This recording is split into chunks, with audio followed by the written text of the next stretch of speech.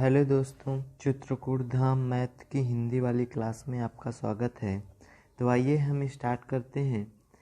वर्णमाला वर्ड एवं वर्णमाला की कक्षा 2 है, क्लास दूसरी है ये।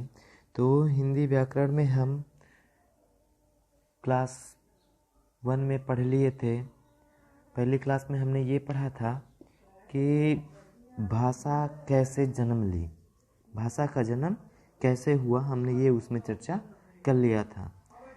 तो भाषा कैसे आई, ठीक है। तो आगे यहाँ पे हम चर्चा करें अब आगे।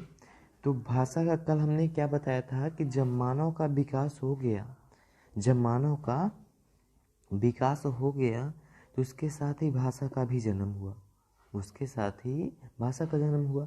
कैसे हुआ था? जब मानव ने कुछ आवाज़ें निकाली तो वो आवाज़ें एक दूसरे को समझ में आई, उन्होंने अपनी आवाज़ों को समझा, ये समझा तो यही क्या हुआ, भाषा का जन्म हुआ यहीं से। तो आइए देखते हैं भाषा का जन्म हो गया जब, तो यहाँ पे हम ये पॉइंट नोट कर देते हैं। भाषा का जन्म, भाषा का जन्म जब हो गया यहाँ पर, तो इस पॉइंट को हम यहाँ पे नोट कर देते हैं। तो लिखते हैं जब मानव का जब मानव का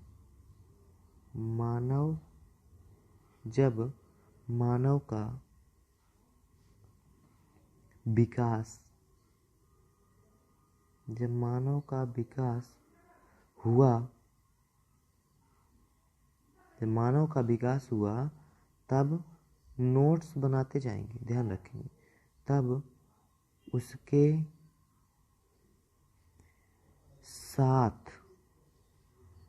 उसके साथ ही जब मानव का विकास हुआ तब उसके साथ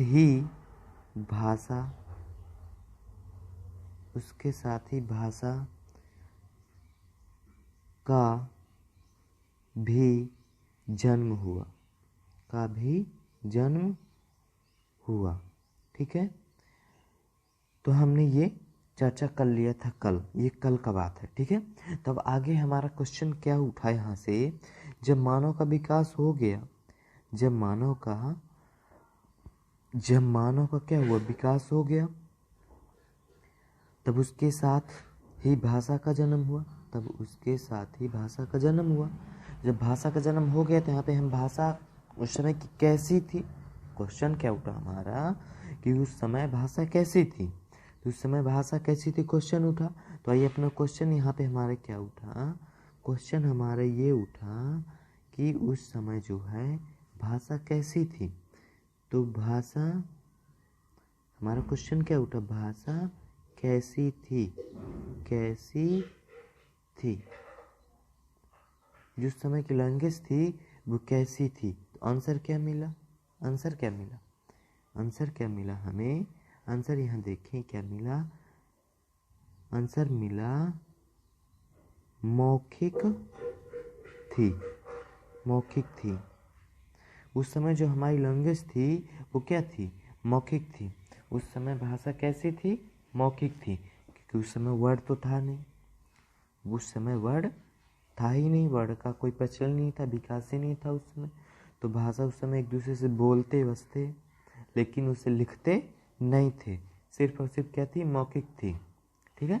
तो मौखिक भाषा क्या हुआ, जब लिखना कब आया, तो यहाँ पे ध्यान रखेंगे मौखिक भाषा का जो हुआ तो मानव विकास की परंपरा में लंबे समय तक ये भाषा चलती रही, लंबे समय तक मौखिक भाषा क्या रही, चलती रही, कई करोड़ अरब साल तक ये भाषा चलती रही, बहुत लंबे समय तक चलती रही ये भाषा, ठीक।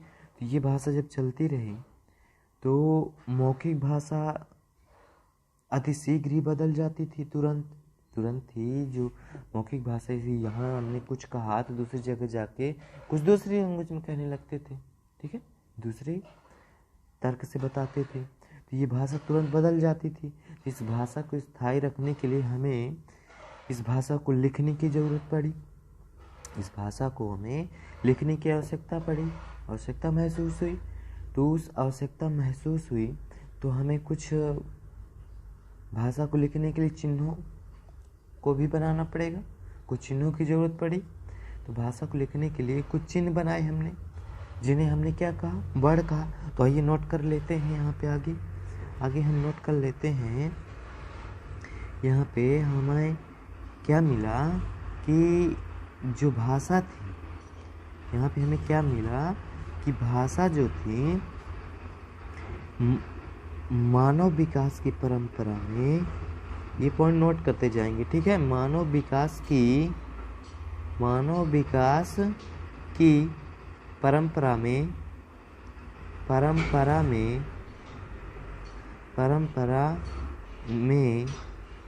लंबे समय तक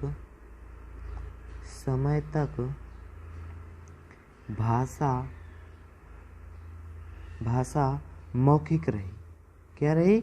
मौखिक रही। मतलब कि उस समय लिखना लोग नहीं जानते थे। उस समय का जो मानव था, आदि मानव, वो लिखना नहीं जानता था, सिर्फ एक दूसरे से संकेत या बोलो करके समझ जाता था, ठीक है।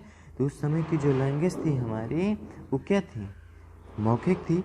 मानव विकास की परंपरा में लंबे समय तक भाषा मौखिक रही, ठीक। तो अगला पॉइंट हमारा क्या मिला कि मौखिक भाषा तो रही, लेकिन मौखिक भाषा थी सीख प्रवृत्ति बदल जाती थी, परिवर्तित हो जाती थी, परिवर्तन आ जाता था तुरंत उसमें।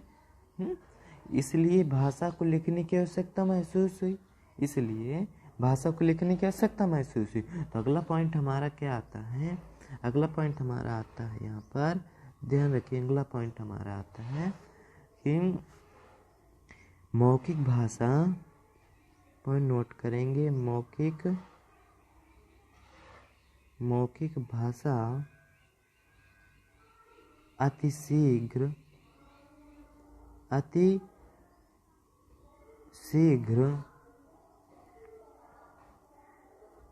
अतिशीघ्र परिवर्तित हो जाती थी। अतिशीघ्र क्या?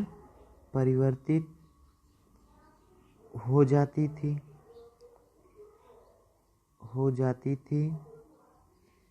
इसलिए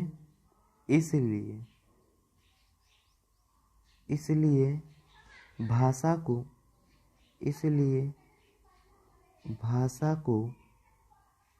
लिखने की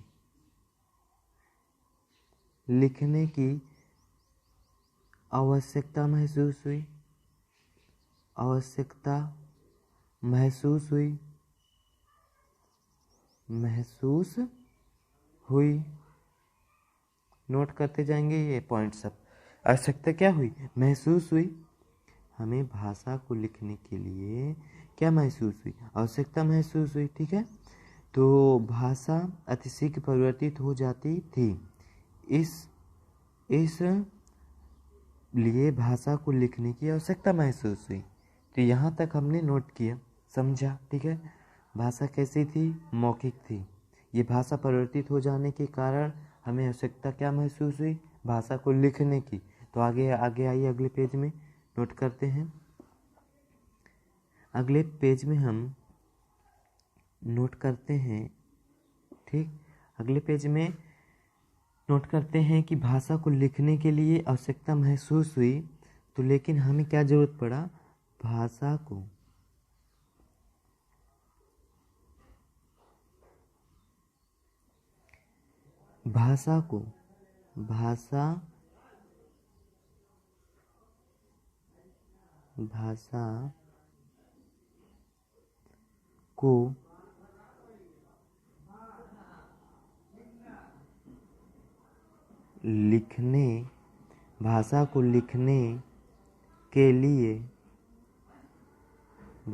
लिखने के लिए कुछ चिन्ह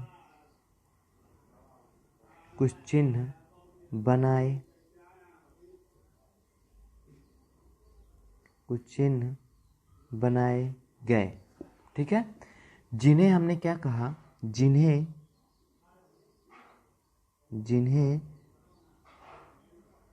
वर्ण कहा गया, ठीक है। जिन्हें क्या कहा गया? वर्ण कहा गया। जो चिन्ह बनाए हमने, भाषा को लिखने के लिए कुछ चिन्ह बनाए गए, जिन्हें वर्ण कहा गया। जिन्हें क्या कहा गया? वर्ण कहा गया। जैसे, जैसे,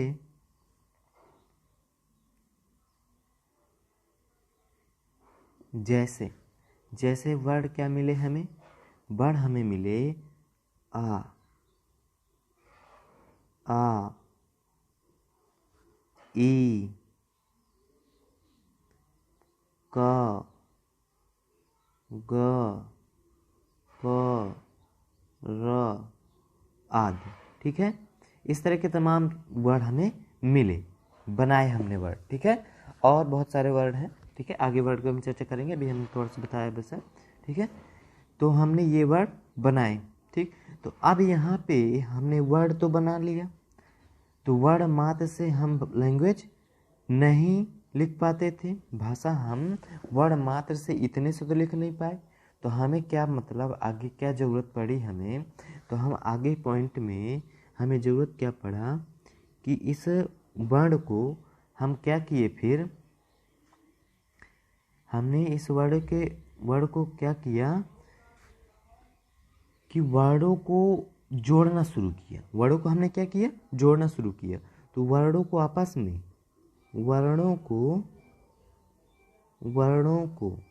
में आपस में वर्णों को आपस में जोड़कर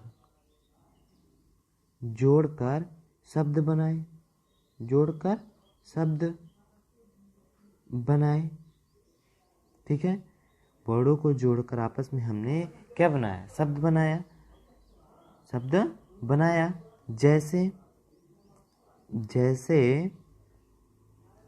जैसे हमने आ प्लस मा बराबर क्या मिला? आम। वर्ण हमने जोड़ा तो क्या मिला? आम। जैसे का प्लस मा प्लस ला बराबर क्या मिला? कमल। क्या मिला? कमल। तो ये हमने क्या किया? वर्णों को जोड़ा आपस में, तो हमें शब्द बने। ठीक है, क्या मिले? शब्द मिले। ठीक, तो अब शब्द से बस काम चला नहीं, शब्द बस से तो पूरा अर्थ निकल नहीं पा रहा था किसी को बताने के लिए। तो हम कई शब्दों को जोड़ा, कई शब्दों को जब जोड़ा तो क्या बना? आगे देखिए क्या बना। तो क्या बना जब हम कई शब्दों को जोड़ा तो क्या बना, ये आगे हम चर्चा यहाँ पे करें। जब हमने कई शब्दों को जोड़ा, क्या किया? जोड़ा। तो यहाँ लिखिए शब्दों को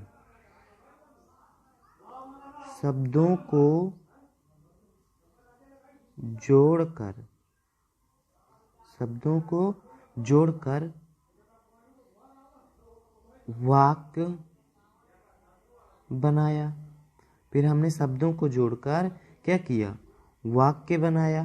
शब्दों को जोड़कर हमने वाक्य बनाया। तो जैसे वाक्य क्या मिला? शब्द हमने जोड़ा तो क्या मिला?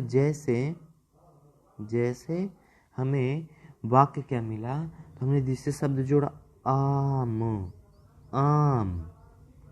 फिर हमने जोड़ दिया आम, बस से तो काम चला नहीं। आम मीठा फल है। आम मीठा फल है।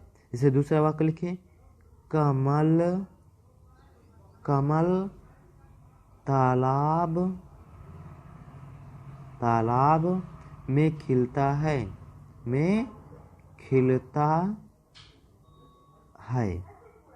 ठीक है, तालाब में खिलता है। तो हमने क्या किया? शब्दों को जोड़कर वाक्य बनाया। शब्दों को जोड़कर हमने क्या किया? वाक्य बनाया। तो आम मीठा फल है। आम मीठा फल है। जैसे कमल, तो यहाँ पे कमल तालाब में खिलता है। आगे यहाँ पे जब आएंगे तो हमें क्या मिलेगा? कमल तालाब में खिलता है, तभी ना पूरा अर्थ निकलता है। कमल बस कहने से पूरा अर्थ निकलेगा? नहीं निकलेगा। तो हमने क्या किया? शब्दों को जोड़ा तो वाक्य बना। सबसे पहले हमने क्या किया? वर्ड का विकास किया, वर्डों को आकृति दिया, चिन्ह बनाया। उन चिन्हों को जब हमने जोड़ा तो आपका क्या बना? वाक्य वाक्य बन गया। ठीक है, तो वाक्य बनने के बाद फिर क्या हुआ? वाक्य बस से भाषा नहीं हुई, अभ्युदय भाषा का काम हुआ। अब आगे देखे क्या हुआ, भाषा यहाँ पर फिर क्या हुआ, फिर यहाँ पे क्या हुआ कि भाषा वाक्यों को, जब हमने कई वाक्यों को जोड़ा, जब हमने क्या किया, कई वाक्यों को जोड़ा, तो उसके जुड़ने से भाषा का निर्माण हुआ। तब उसके जुड़ने से भाषा का निर्माण हुआ। तो यहाँ पे हम क्या लिखेंगे, जब हमने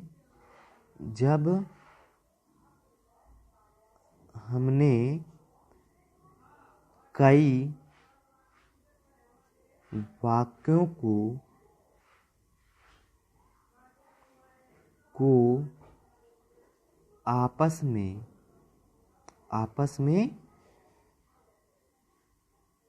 आपस में जोड़ा, तब भाषा बनी। तब क्या हुआ, भाषा बनी। जब हमने क्या किया, जब हमने कई वाक्यों को आपस में जोड़ा, तब भाषा का उदय हुआ, भाषा बनी। ठीक है, तो यहाँ से हमें इन चारों पॉइंट से हमें क्या मतलब निकलता है, इन चारों बिंदुओं से हमें क्या मतलब निकलता है। देखिए, भाषा को लिखने के लिए कुछ चिन्ह बनाए गए, ठीक, फिर वर्डों को आपस में जोड़कर भाषा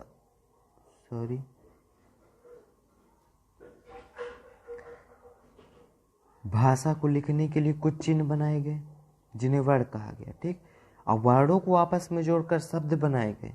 ये वर्ण है, आ मा का मा ल, ये वर्ण है, इनको हमने जोड़ा तो शब्द बने। ठीक है, और जब शब्दों को जोड़ा, हमने जब शब्दों को जोड़ा तो वाक्य का निर्माण हुआ, वाक्य बना फिर। ठीक है, वाक्य बनने के बाद क्या हुआ, वाक्य बनने के बाद क्या हुआ कि जब हमने कई वाक्यों को आपस में फिर जोड़ना शुरू किया, तब भाषा बनी, तब अर्थ पूरा निकला। ठीक है, तो यहाँ पे हमें क्या, अब इन चारों बिंदुओं से मतलब निकलता है कि भाषा की जो है सबसे छोटी इकाई वर्ण हो गई, और सबसे बड़ी भाषा ही है। तो सबसे छोटी इकाई वर्ण है और सबसे बड़ी भाषा, हिंदी की सबसे छोटी इकाई वर्ण और सबसे बड़ी इकाई भाषा। तो यहाँ पे हमें ये 2 पॉइंट बहुत महत्वपूर्ण है, ये एग्जाम में पूछा जाता है। ठीक है, तो यहाँ पे नोट करेंगे ये पॉइंट। तो आइए इन्हें नोट करते हैं। भाषा सबसे, क्या नोट करते हैं, सबसे छोटी इकाई, सबसे छोटी इकाई क्या मिली, वर्ण। क्या मिली, वर्ण मिली। और सबसे बड़ी इकाई, सबसे बड़ी इकाई, सबसे बड़ी इकाई क्या मिली, भाषा। क्या मिली, भाषा। यहाँ से हमें क्या मिला, इन दोनों बिंदुओं से हमें मिला कि भाषा सबसे छोटी इकाई वर्ण है, सबसे छोटी इकाई वर्ण है और सबसे बड़ी इकाई भाषा है। तो हमें परिभाषा निकल कर क्या आती है, यहाँ पर परिभाषा निकल कर क्या आती है, यहाँ पर परिभाषा आप निकाल सकते हैं। परिभाषा, आपकी परिभाषा क्या आएगी निकल कर, यहाँ पर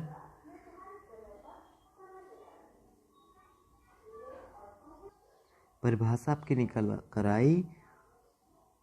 यहाँ पर परिभाषा देखिए, पहला नंबर परिभाषा क्या निकल कर आई, वर्ण भाषा, वर्ण भाषा की सबसे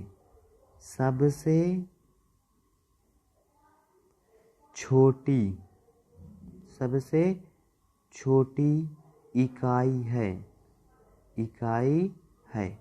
ठीक है, वर्ण भाषा की सबसे छोटी इकाई है। तो दूसरी परिभाषा क्या यहाँ पर निकल कर आई हमारी, दूसरी परिभाषा निकल कर आई, दूसरी परिभाषा हमारी निकल कर आई, भाषा को भाषा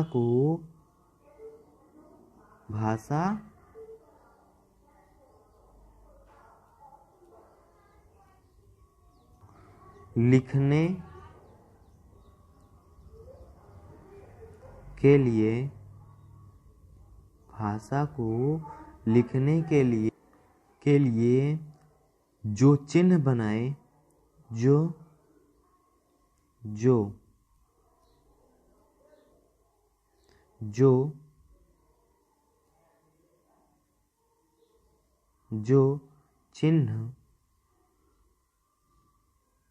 चिन्ह बनाए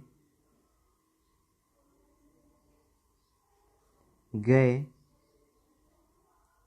जो भाषा को लिखने के लिए जो चिन्ह बनाए गए उन्हें वर्ण कहा गया। यहाँ पर वर्ण की दो परिभाषा निकल कर आई। वर्ण भाषा की सबसे छोटी इकाई है, वर्ण भाषा की सबसे छोटी इकाई है। और दूसरा परिभाषा क्या निकल कर आई, भाषा को लिखने के लिए जो चिन्ह बनाए गए उन्हें वर्ण कहा गया। उन्हें क्या कहा गया? वर्ण कहा गया। ठीक है, तो हमारी सब इम्पोर्टेंट पॉइंट क्या है यहाँ पे एग्जाम में आने वाले, सबसे छोटी इकाई वर्ण, सबसे बड़ी इकाई हिंदी भाषा की भाषा। ठीक है, हिंदी की सबसे छोटी इकाई वर्ण, हिंदी की सबसे बड़ी इकाई भाषा। ठीक है, इतना आपको ध्यान रखना है। ठीक, जब हम क्वेश्चन करेंगे उस समय आपकी ये थ्योरी यदि कंप्लीट होगी तो क्वेश्चन आप करने में आसानी पाएंगे। ठीक है, तो क्वेश्चन आप आसानी से कर पाएंगे। तो आइए नेक्स्ट पेज पे।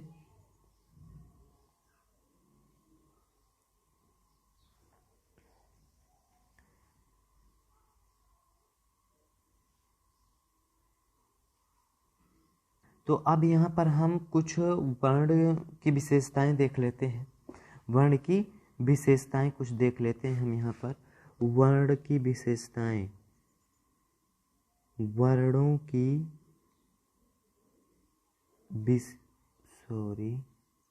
वर्णों की विशेषताएं,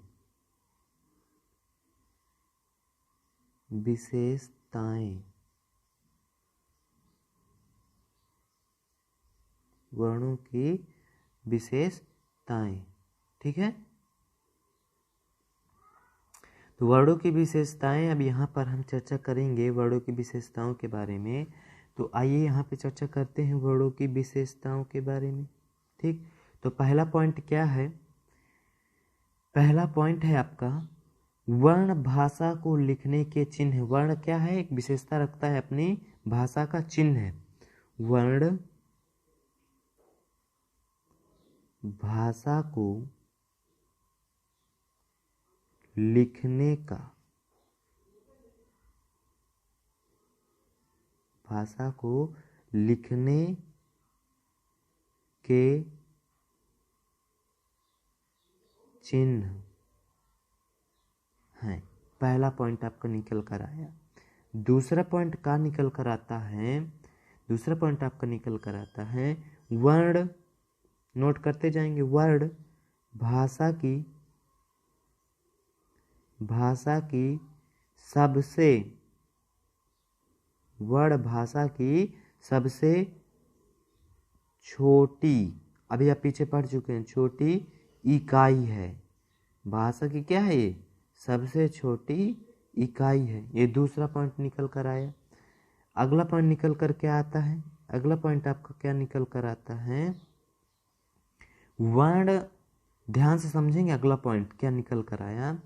यहाँ पर अगला पॉइंट निकल कर आया है, वर्ण के उच्चारित रूप को। उच्चारित में जब हम बोलते हैं, जब हम क्या करते हैं? बोलते हैं। जैसे हमने का बोला, का लिखा नहीं, सिर्फ बोला बस का। तो यहाँ पर क्या हुआ? वर्ण, पहले लिख दे, वर्ण के उच्चारित वर्ण के उच्चारित मतलब अमूर्त, उच्चारित को हम लिख सकते हैं अमूर्त। उच्चारित उच्चारण जब करेंगे कद उच्चारण दिखाई पड़ता है। जैसे हम बोलते हैं का बोल दिए तो दिखाई पड़ता है, जब हम का लिख देंगे तब दिखाई पड़ेगा। ठीक है, तो अमूर्त बोलते हैं जब कोई चीज़ दिखाई नहीं देती तो उसे हम बोलते हैं अमूर्त। तो उच्चारित रूप या अमूर्त रूप को, उच्चारित रूप या अमूर्त रूप को ही ध्वनि ध्वनि कहते हैं, ध्वनि कहते हैं। ठीक है, तो हमने यहाँ पर क्या लिखा, वर्ण के उच्चारित, उच्चारित मतलब उच्चारण करते हैं। उच्चारित जब उच्चारण करते हैं तो उच्चारण हमें दिखाई नहीं पड़ता, सिर्फ सुनाई पड़ता है। सिर्फ क्या होता है, सुनाई पड़ता है। तो दिखाई जो चीज़ नहीं पड़ती, सिर्फ सुनाई पड़े तो उसे हम बोलते हैं अमूर्त। मतलब कुछ चीज़ दिखाई न पड़े, जैसे हम मान लिया कल्पना करते हैं किसी जगह की, यहाँ पे हमारे सामने ना वो चीज़ दिखे तो उसे हम अमूर्त बोलें। जैसे आप बैठे हैं अपने घर में, अब ताजमहल की इमेज अपने माइंड में लाएं तो ये कल्पना कर रहे हैं, तो ये अमूर्त रूप है, दिखाई नहीं पड़ रहा लेकिन आप सोच रहे हैं उस चीज़ को, तो उसी को हम बोलते हैं अमूर्त रूप। तो उच्चारण आपको दिखाई नहीं पड़ता, सिर्फ सुनाई पड़ता है। ठीक है, तो उच्चारित रूप या अमूर्त रूप को हम क्या कहते हैं, ध्वनि। हम बोलते हैं ध्वनि निकलती है, वो दिखाई नहीं पड़ती, तो इसी को हम क्या कहते हैं, वर्ण के उच्चारण करने के रूप को हम ध्वनि कहते हैं। ठीक, तो यहाँ पर हम इसी को यदि दूसरी भाषा में लिखना चाहें, दूसरी भाषा में लिखना चाहें इसी को हम यदि यह करके हम ये लिख दें यहाँ पर कि ध्वनि जो है, ध्वनि क्या, ध्वनि का जो लिखित रूप है, ध्वनि का लिखित रूप, ध्वनि का लिखित रूप, ध्वनि का लिखित रूप, इसी को लिखी जब लिख जाएगा तो हमें क्या करेगा, दिखाई पड़ेगा। जब लिख जाएगा कोई चीज़ तो हमें दिखाई पड़ेगा, तो उसे हम दूसरी लैंग्वेज में कह सकते हैं मूर्त रूप। दिखाई जब पड़े तो उसे हम मूर्त बोलते हैं, जब ना दिखाई पड़ते उसे अमूर्त बोलते हैं। ठीक है, तो मूर्त रूप को वर्ण कहते हैं। ठीक है, तो वर्ण हमें क्या होता है, दिखाई पड़ता है। जो वर्ण है हमको दिखाई पड़ता है, तो ध्वनि का लिखित रूप जब हो जाएगा, या तो मतलब मूर्त रूप उसे कह सकते हैं, तो वो क्या करता है, दिखाई पड़ता है, तो उसी को हम क्या कहेंगे, वर्ण। लेकिन जब वर्ण लिख जाएगा तब कहेंगे। यदि हम मुंह से बोल दिए तो उस ध्वनि, उसी उच्चारण को हम ध्वनि कहेंगे। जब मुंह से हम बोलेंगे उस चीज़ को तो ध्वनि कहेंगे। जैसे यहाँ पे हम लिख देते हैं, जैसे हम यहाँ पर लिख देते हैं, जैसे हम यहाँ पे लिख दें का लिख गया तो एक वर्ण है। यदि हम इसी को क्या किया, बोल दिए, यदि हम इसको क्या किए, बोल दिए, तो ये क्या हुआ, का को हमने बोल दिया का, तो सुनाई पड़ा, तो ये अमूर्त रूप हुआ। लिखा नहीं है, समझ लिया अभी हमने, यदि लिखे नहीं, का बोल दिया तो ध्वनि है। यदि उस ध्वनि को हमने लिख दिया, का लिख गया ये का, तो इसको हम क्या कहेंगे, वर्ण। इसे क्या कहेंगे, वर्ण कहेंगे। ठीक है, तो यहाँ तक हमने क्या किया, आगे चर्चा कर ली। अब आगे के बिंदु को चर्चा करें। तो अब यहाँ पे अगला पॉइंट क्या आता है आपका, अगला पॉइंट आपका आता है ये, अगला पॉइंट आपका यहाँ पर ये आया निकल कर कि भाषा में जो हमने ये चिन्ह बनाए, जिन्हें क्या कहा हमने, वर्ण, ये वर्ण भाषा के चिन्ह तो है। वर्ण को लिपि, वर्ण को लिपि भी कहा जाता है, वर्ण को लिपि भी कहा जाता है। हमने इन वर्णों को क्या कहा, लिपि। इसी वर्ण को हमने क्या कहा, लिपि। कैसे, का, खा, गा। अभी पीछे अभी देख लीजिए, पीछे यहाँ पर, पीछे आप यहाँ पे चर्चा कर सकते हैं। जैसे ये आपके जो हैं, ये क्या है, वर्ण है। आपके क्या है, वर्ण है। ये आपके वर्ण है। देखिए वर्ण है, का, आ, ई, का, गा, पा, रा आदि, इस तरह के तमाम ये वर्ण है। ठीक है, ये वर्ण हुए आपके। अब यहाँ पर हमने इतना चर्चा कर लिया था। अब यहाँ पे हम वर्ण भाषा को लिखने के चिन्ह हैं, विशेषता ये है इसकी वर्ण की, वर्ण भाषा को लिखने के चिन्ह हैं। तो भाषा की सबसे छोटी इकाई वर्ण है, और वर्ण के उच्चारित रूप को क्या कहते हैं? वर्ण के उच्चारित रूप को ही ध्वनि कहते हैं। ध्वनि का लिखित रूप, मूर्त रूप को वर्ण कहा जाता है। जैसे का वर्ण है, वर्ण को लिपि कहा जाता है। वर्ण को क्या कहा जाता है? लिपि कहा जाता है। ठीक है, तो अब यहाँ पे हम आगे वर्ण को लिपि भी कहा जाता है। इसके आगे अब हम लिपि के बारे में चर्चा करें। अगले पेज में यहाँ पे हेडिंग लगा देते हैं लिपि। लिपि, लिपि चिन्ह, लिपि चिन्ह। ठीक है, लिपि चिन्ह, जी हमने हेडिंग लगाया। ठीक, तो अब यहाँ पर इस चिन्ह का मतलब क्या निकला? लिपि चिन्ह का मतलब है यहाँ पर कि लिपि, इसका यदि विच्छेद करें हम तो क्या निकलेगा? लिपि का चिन्ह। लिपि मतलब लिखने का चिन्ह, लिपि का चिन्ह, लिपि का चिन्ह। विच्छेद क्या निकला? लिपि का चिन्ह। यदि हम इसे कहें तो जिसमें क्या किया जाता है? भाषा को लिखा जाता है, वही चिन्ह होते हैं। जिसमें भाषा को लिखा जाता है, इसमें भाषा को लिखा जाता है, लिखा जाता है। ठीक, अब भाषा को लिखा जाता है जिसमें, वो चिन्ह हुए। तो अब यहाँ पर भाषा को लिखने का चिन्ह, भाषा को कह सकते हैं, भाषा को लिखने का चिन्ह है, लिखने का चिन्ह।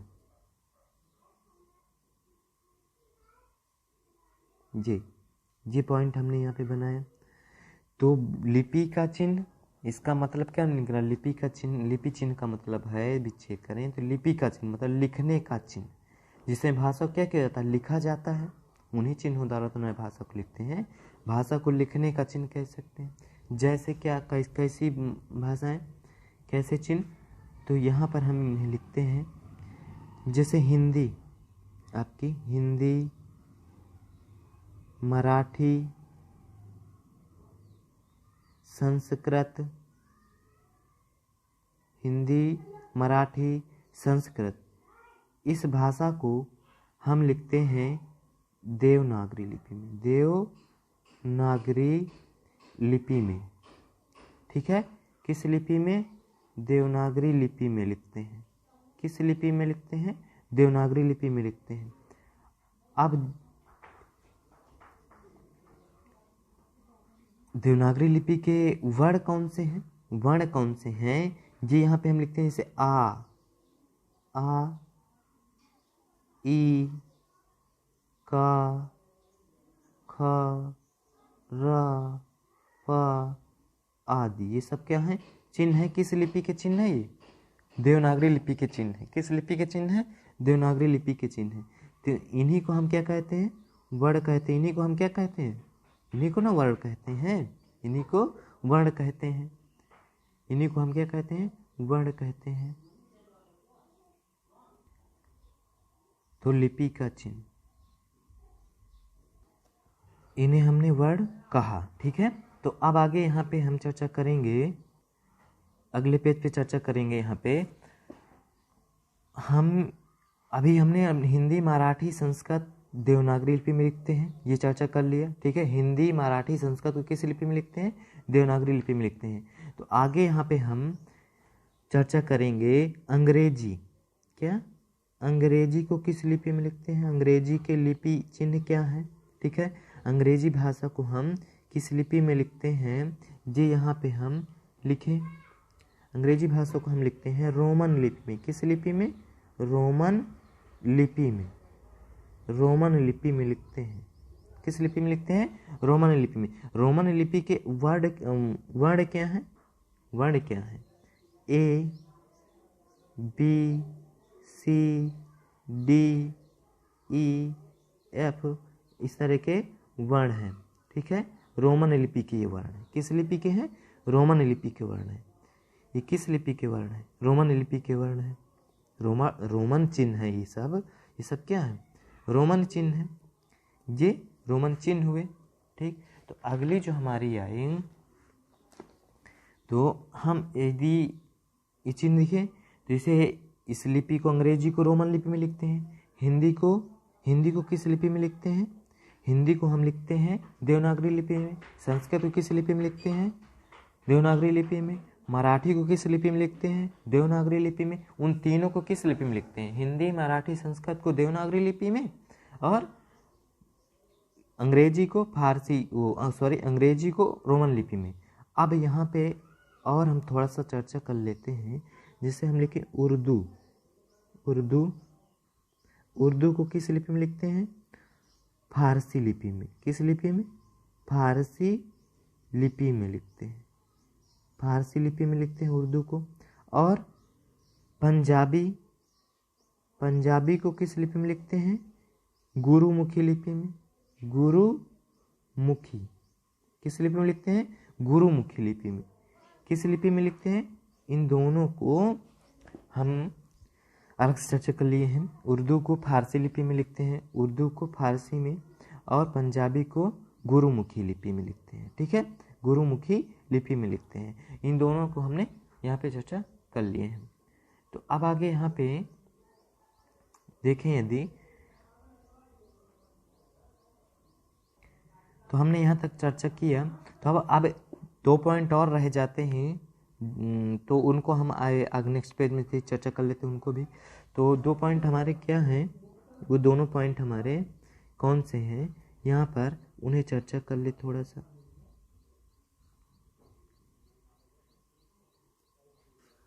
तो हमारा जो वर्ड है, वर्ण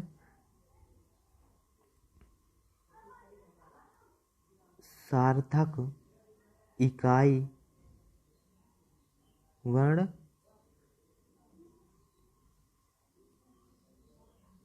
सार्थक इकाई नहीं है। वर्ण सार्थक इकाई नहीं है।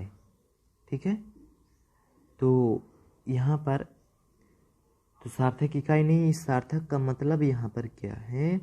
ये यहाँ पर हम लिखें, यदि सार्थक का मतलब होता है जिसका अर्थ निकले। सार्थक का मतलब होता है इसका अर्थ निकले। ठीक है, जैसे कोई शब्द है उसका अर्थ निकले। ठीक, तो वर्ण का कोई अर्थ नहीं है।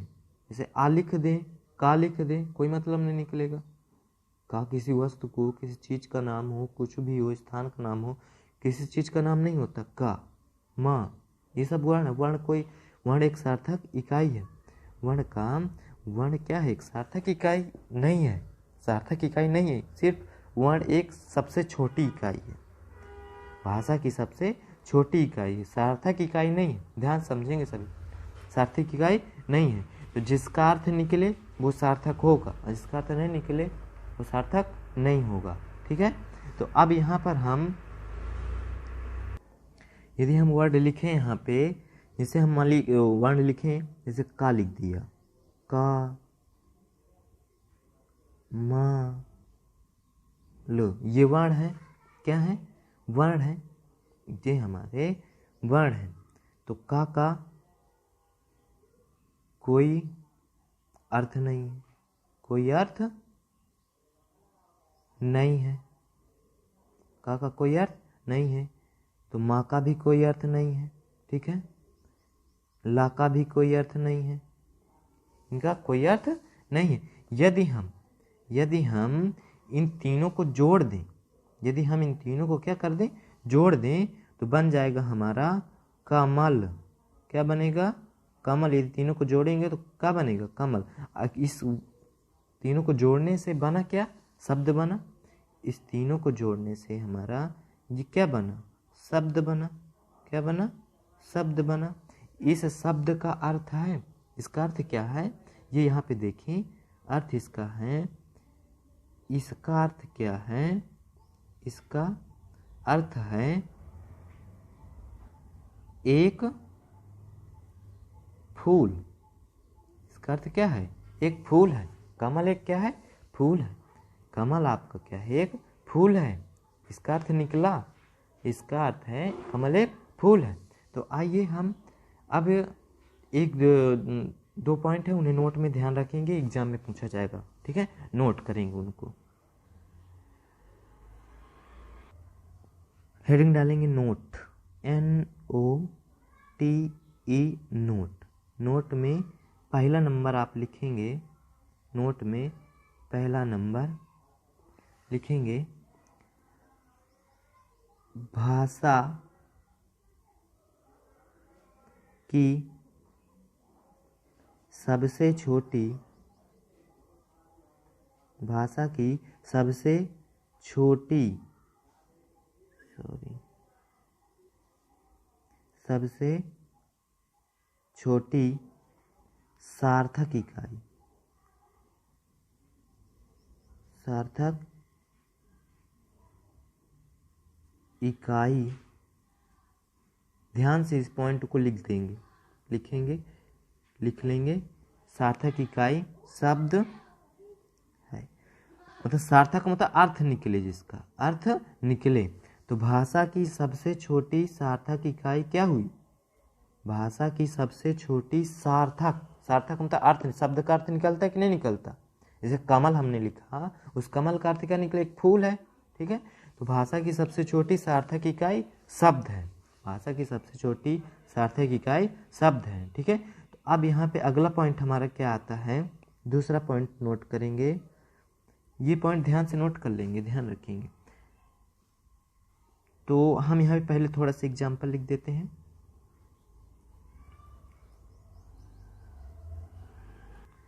यहाँ पे हम लिख देते हैं, जैसे वाक्य हम लिखें, वाक्य एक, तो एक वाक्य लिखते हैं, मान लिया कमल, कमल एक सुंदर पुष्प है, पुष्प फूल है, पुष्प है। इसका अर्थ है, इस वर्ड का अर्थ क्या है, इस चीज का अर्थ है, ठीक है। वर्ड का अर्थ क्या हुआ, इस वर्ड का अर्थ क्या निकला, कमल एक सुंदर पुष्प है, ठीक है।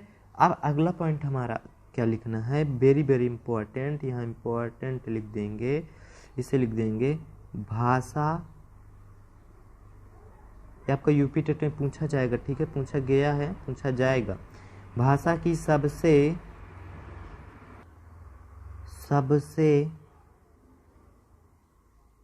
छोटी पूर्ण भाव, पूर्ण मतलब पूरा, पूरी तरह से भाव निकले उसका अर्थ का, पूर्ण भाव को व्यक्त, पूर्ण भाव को व्यक्त करने वाली,